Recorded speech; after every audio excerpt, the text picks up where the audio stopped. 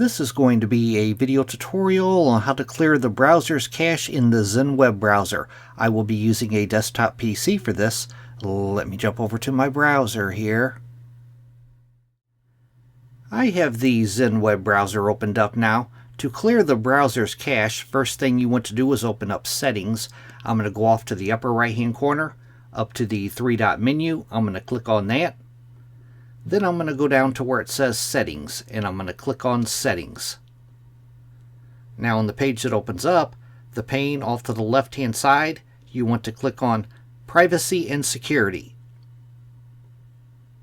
Then on the center pane, you want to scroll down a ways, down to where you see the Cookies and Site Data section, and the button right off to the upper right hand corner, Clear Data. You want to click on Clear Data. And then at the very top, it says when.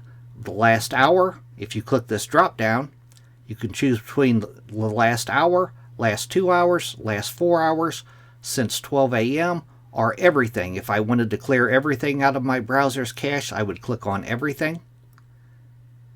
And it says all selected items will be cleared. This action cannot be undone.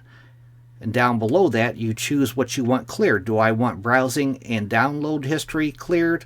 If I do, I'll check that box.